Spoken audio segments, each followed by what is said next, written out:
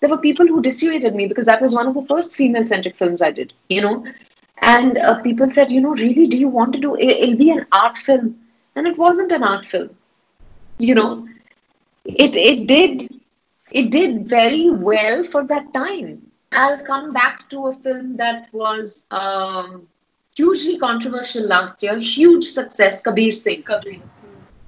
Everyone told me it's really misogynistic, it's really glorifying, um, you know, chauvinism. Um, but when I watched the film, there are people like that in the world, and it tells the story of one such person. Are we not going to tell their stories, therefore? I think it's great if you see the story and that repels you. I of course called up Shahid and said, "What a fantastic performance!" Because for someone who comes from our world to be portraying that with conviction I think, just as an actor, it's fabulous. Do I agree with him in terms of his values, in terms of his outlook, in terms of the way he sees women? Not at all. I hated him. I know people might be miffed by that, and I know people may be miffed by that, and that's also completely understandable. But we made our film for the theater. This is not something we chose. Welcome to Speak Easy. I'm so glad I'm chatting with Vidya Balan today. Vidya, you've always been somebody in the industry who has chosen to do things her own way, and you've made sure that your beliefs have, in some way or the other, sometimes trickled in the films that you choose. I think Nutcut is an example of that belief. It's a true reflection of how patriarchy can completely destroy the system that you're in, and how affect the children, the parents, and everybody is complicit and a part of that entire patriarchal cycle. And I think Nutcut is a film about that. Yeah, absolutely. Rudrani, I think that I don't uh, know another way. I only know my way, as in I only do things that appeal to me. I don't do things because they're the correct thing to do. Because for a while in between, I think early in my career, I did try to do that, but I was very unhappy doing things that were expected of me. I think मैं बहुत ढीठ हूँ. I'm very stubborn. So only when I do things that I'm convinced about or I believe in, am I able to give my best. And I enjoy it then. Whatever the, you know, outcome of it, whether it's a success or not. But at least I feel कि अच्छा मैंने ठीक से ईमानदारी से काम किया है.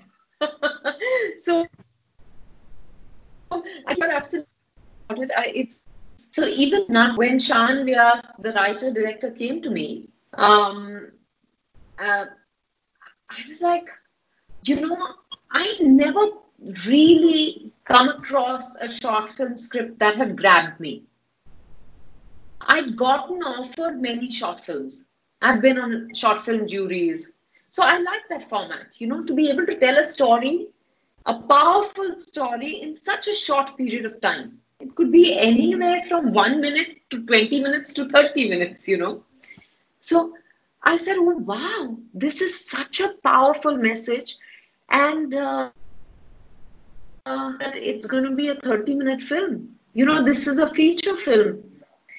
But then today, having done the film, I think it's better off being a short film because it would have been too uncomfortable a feature film for people to watch.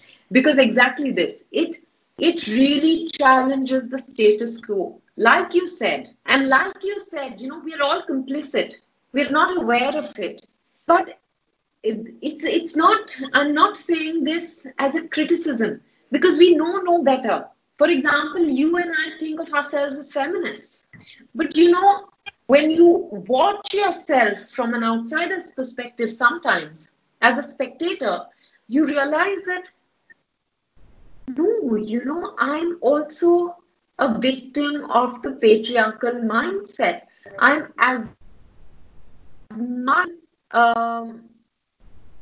or I'm as much a perpetrator as I am a victim. So I think, and that I thought was very powerfully communicated in this film. And here is this mother who's going through domestic violence. And a lot of times you see that women don't have the courage to stand up for themselves, but when it comes to their children, they will move mountains. And this woman wants to make sure that that little boy of hers doesn't turn out like the rest of the men in her life. So even though she's enduring that domestic violence, she's not really fighting it. Yet she's trying to make sure that she brings up her child the right way so that he does not perpetuate this. An important point it makes is that she keeps telling the child that आज मेरे नखरा शैतानी की है ना, almost making him feel like every time he misbehaves with a woman, she gets beaten up. Means, she's trying to make the child understand that Right and you feel hurt when I'm hurt.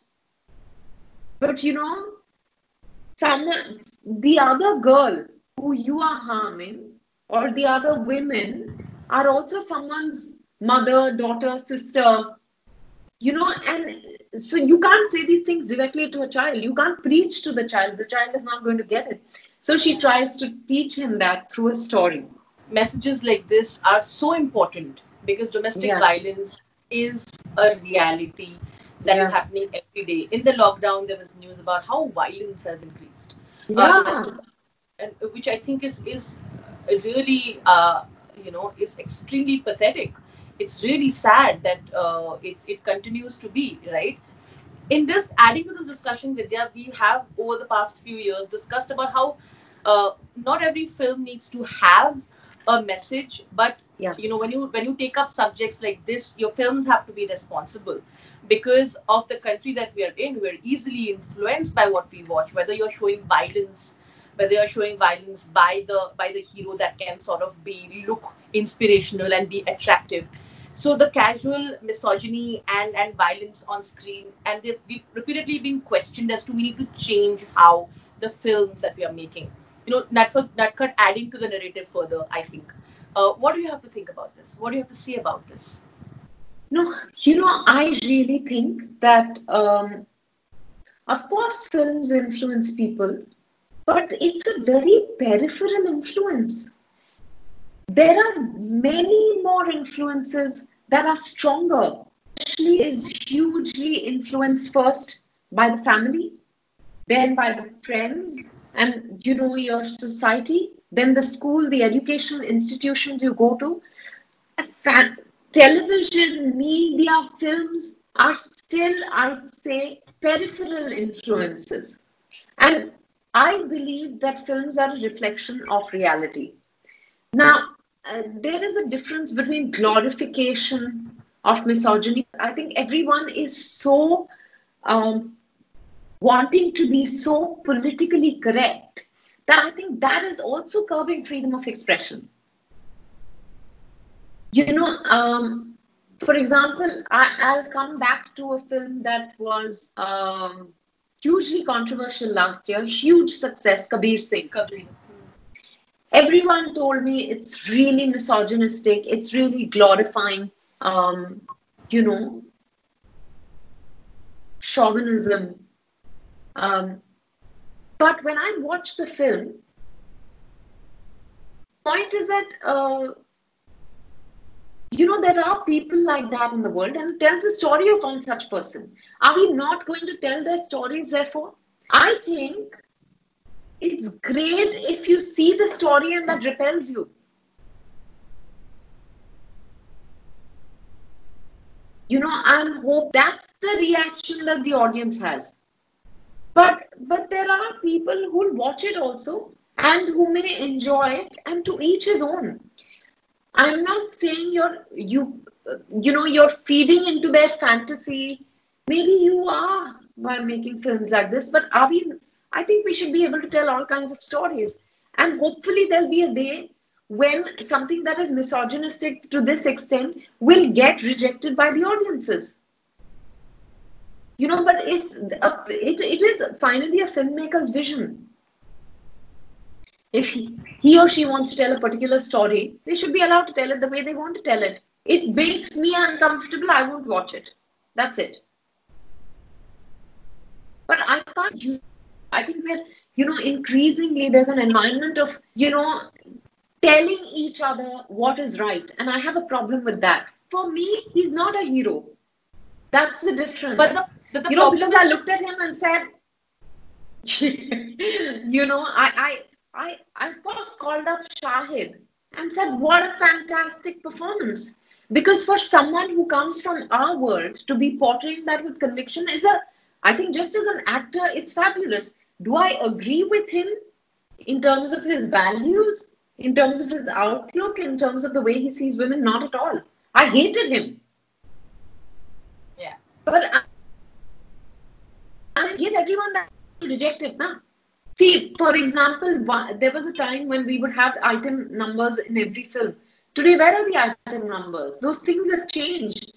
So, I think there is a process of sifting through, because there is more awareness, this conversation about, how men and women are equal and how women should not be objectified, the male gaze, all of that. That is an ongoing conversation. And that is,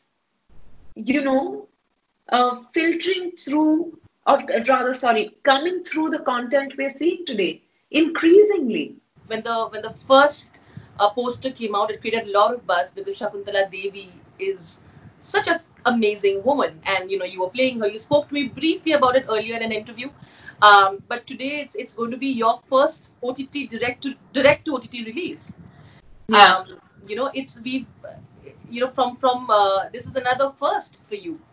And of course, there's an entire debate around that as well from the exhibitor's side, saying that whether theatre, because Gulabo Sitabo also is going to release. Yeah. But tell me about what went around releasing, what happened during the time, and how you're feeling right now, because that the movie is going to be finally released. I really think that I want my work to be seen by everyone, and the film is ready. It would have meant mounting interest costs on the funds raised to make the film, which on a medium-sized film like ours, it's not prudent. So when we got this offer, we took it up because we felt that was what was the right thing to do by our film, because we don't know at this point, there's a lot of uncertainty, and our film was supposed to release on the 8th of May. So it's not like we pulled up a release, to show it on an OTT platform. So we've done right by our film. I know people might be miffed by that, and I know people may be miffed by that, and that's also completely understandable. But, we made our film for the theatre. But films will continue to be made to be shown in cinemas. For example, next year, films started releasing back to back. The big giant films are going to probably, really hog all the screens. And then we might end up suffering, paying a price for that. So I think we've done what's right by our film. But of course, I'm an actor and I'll continue to do films for cinema. Vidya, you've turned producer with Natkhan. Now your husband been a producer for so many years. You've watched producers, worked with them. What are few things that you always knew that you will never do, or you will correct when you become producer? And that's something that you made sure that you're doing.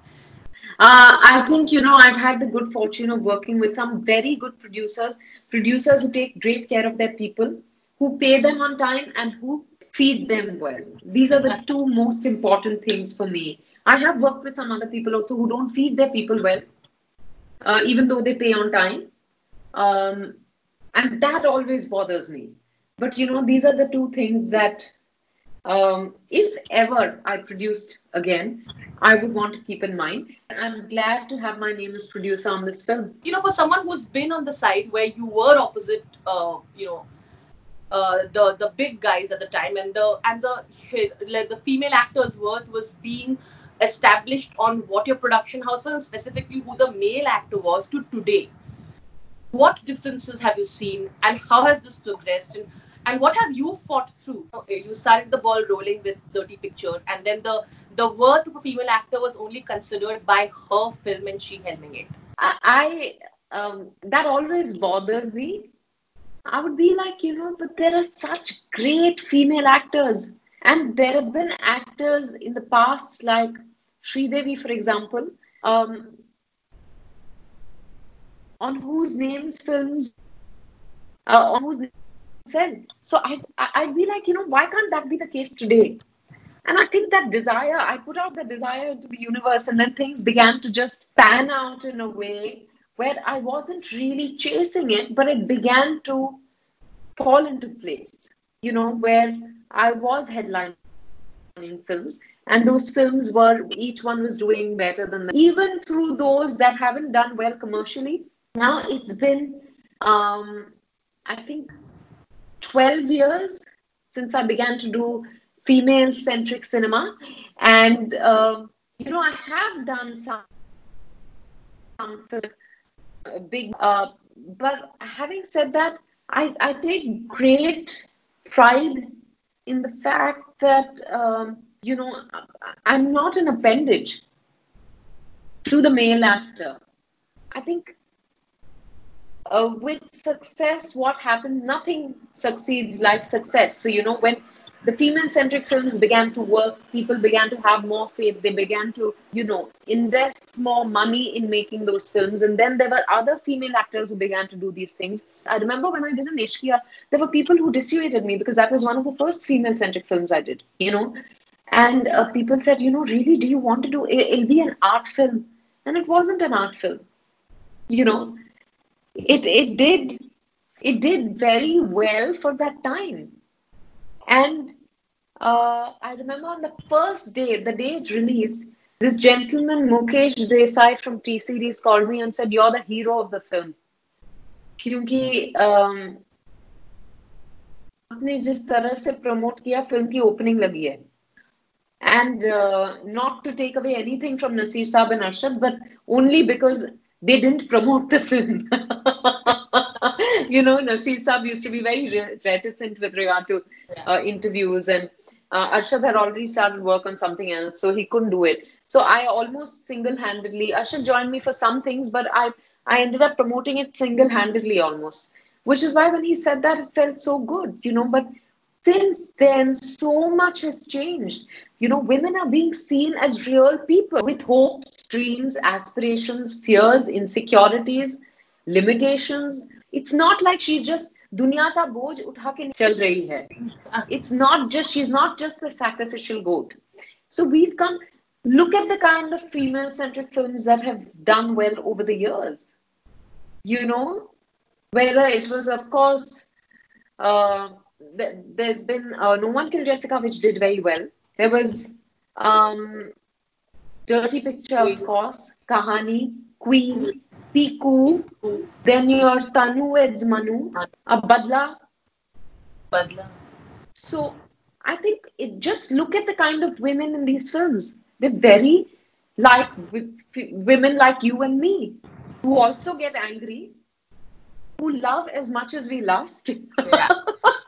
We're full-bodied, full-blooded women, people. We're not just being defined by our gender. Yeah. I think that's the journey that's happened, which is why we're also able to, attract larger audiences. I know that you said that, you've discovered that, you don't mind cooking now and you sometimes go and cook. But tell me, have you also finally got the time, because you've been busy, Siddharth's been busy. Finally, you get some time to actually spend some time with each other as well, right? Because I don't think you got that at home. Yeah. That too at home. Otherwise we'd get a day, at the max 2 days at home together, because either both of us are working or either of us is working. So, that, and even when you're not, on the weekends you end up going out with friends, you visit family. So we've not got this kind of time now. It's just been wonderful. I think I'm only counting my blessings and saying, how can I look at this situation positively? Like you said, I couldn't have imagined getting so much time with Siddharth at home. I'm very grateful for that. And now I think, we've been married for 8 years, so I think we've already, Adjusted. but I actually realized that, you know, uh, that we can spend this much time together without getting on each other's nerves. That's the Yeah. key to success. Thank you so much. Um, such Thank you, Rudrani, and you take care. A big hug to you. a I big know hug you're to you. staying all by yourself, but I know you're also working. So take care of yourself and lots of love. Thank you so much. Lots of love to you. And all the very best. I'm looking forward to Shakuntala Devi as well. And of course, with Nakhat. Thank Um, you. more power to you, Vidya, always. Thank you to you too. God bless. Bye. Watch eTown News Monday to Friday at 9:30 p.m. only on Zoom.